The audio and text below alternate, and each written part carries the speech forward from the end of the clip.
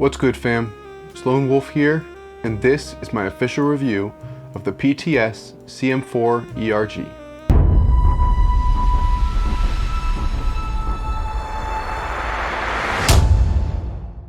This video is long overdue.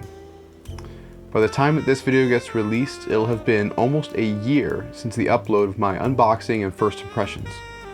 I apologize for being so late, but as you guys know, I have been quite busy. Anyway, let's get to the video. So overall, I really enjoyed using this rifle. It's not my favorite, but I did enjoy playing with it.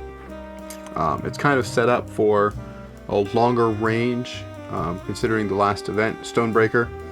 I was in a leadership role and I wasn't really running around shooting bad guys as much. So it was designed more, I was using it more for the optic than anything. Anyway, let's go over some pros and cons to this rifle. First and foremost, one of the great things that I appreciate about this, one of the pros, was the recoil. It's pretty realistic. Not the same as a real firearm or a gas blowback, but it was still pretty good recoil. The second thing that I liked about it was the weight. This ain't light. For those that are for those that use Airsoft as a training tool, this is awesome because it simulates the weight of a real AR-15 or M4. So overall, as far as the pros go, it's far more realistic of a rifle than most AEGs. Now on to the cons. The number one con that really bothered me was the sound. I know this is more aesthetic, but got one, we got another one. The sound is just awful. It just does not sound right. We got another one coming. I don't like it. It's normal for the rifle. It normally sounds like that. But I had a lot of people telling me that my battery was dying because of the way this sounds. And in reality, it wasn't dying. It's just normal. So I really don't like the sound of this. Just didn't really care for it. Also, the trigger response, not that great.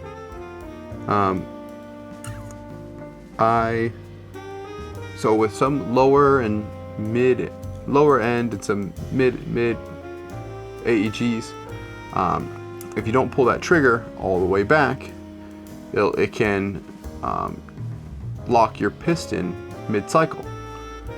It'll get it stuck, and in order to clear that, you have to flip it on full auto and fire it.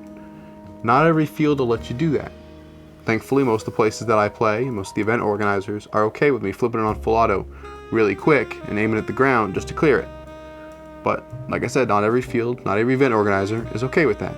Also, the trigger response is just not very fast. I gotta pull the trigger all the way back and let it go in order for it to shoot. And it's not a fast process. Next, another operational con is the range. As you can see, this is set up for more of a DMR. So should have longer range, right? That's not the case. Regardless of the lengthy rail and the suppressor, it still didn't get good range. My 416 had better range than this, and it's got a shorter barrel. The last con would be the price. This is a $380 rifle. Honestly, for what I'm getting, I really don't think that price is fair. I think the price should be closer to $300. So finally, the question is, would I run this as my primary? My answer would be yes, with a few changes or upgrades. Number one, I would fix that sound.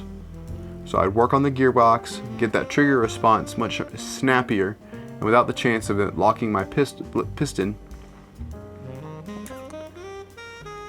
I would also fix whatever is causing it to sound so awful. I'm not sure exactly what it is. So tuning up the gearbox, cleaning it up, putting in some new parts, replacing some things. Then I would upgrade the barrel. New barrel, hop up and bucking, get much better range.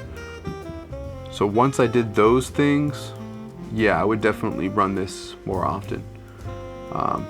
Because I do like the weight and I like the recoil. much more realistic, and it's a better training tool for me.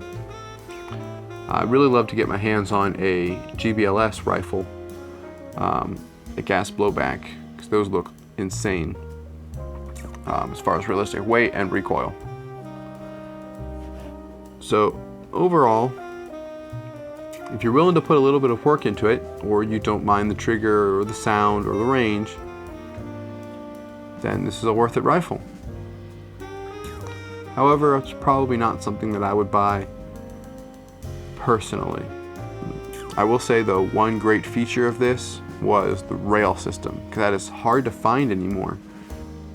A lot of manufacturers are going over to M-LOK and KeyMod, and I really don't like those. I really prefer the rail system. So ultimately, as far as buying rifles, the decision is up to you. So for what it's worth, it's my opinion. Anyway, thank you guys so much for watching. I hope you enjoyed the video.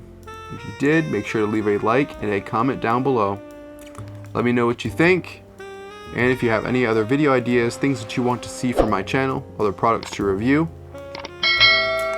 Don't forget to hit that subscribe button and stay tuned for more videos. See y'all next time.